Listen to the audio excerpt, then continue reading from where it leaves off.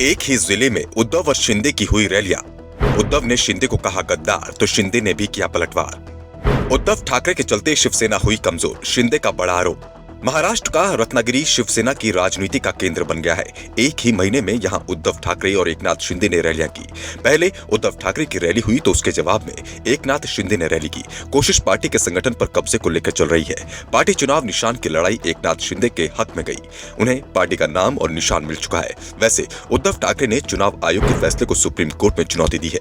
इंतजार कोर्ट के फैसले का चल रहा है। कोर्ट ने आयोग के फैसले पर रोक नहीं लगाई है, इसलिए शिंदे गुट इस समय शिवसेना के नाम और निशान का खुलकर इस्तेमाल कर रहा है। दूसरी ओर ठाकरे गुट ने भी मशाल उठा रखी है। इस महीने की शुरुआत में उद्धव ठाकरे ने रत्नागिरी में शिंदे गुट पर तमाम आरोप लगाए थे। शिंदे को गद्दार तक करार दे दिया था। जो लोग शिंदे के साथ गए हैं उनके लिए पार्टी के दरवाजे अभी तक खोले रखने की बात कही है। एकनाथ शिंदे को छोड़कर सभी विधायकों को उद्धव ठाकरे वापस देने को तैयार है।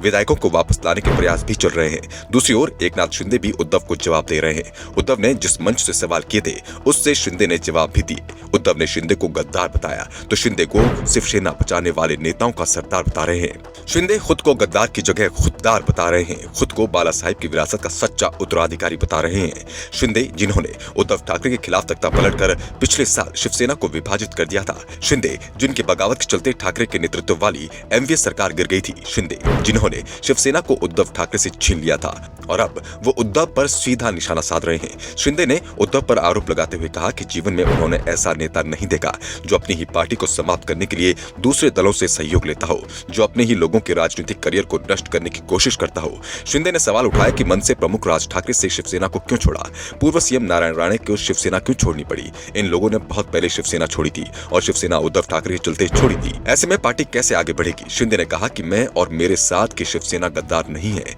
बल्कि खुददार है, जिन्होंने शिवसेना को बचाने के लिए बड़े से बड़ा कदम उठाने से पीछे नहीं हटे।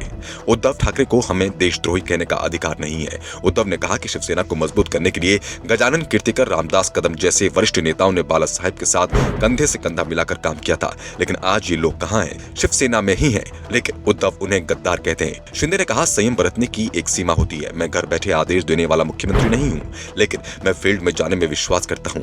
एकनाथ शिंदे ने उद्धव ठाकरे पर जमकर निशाना साधा है। शिंदे के सवालों पर उद्धव भी खामोश नहीं है। जवाब देने की तैयारी उन्होंने भी कर ली है। वक्त और जगह तय हो चुकी है। 26 मार्च को उद्धव ठाकरे की मालेगांव में रैली होनी है।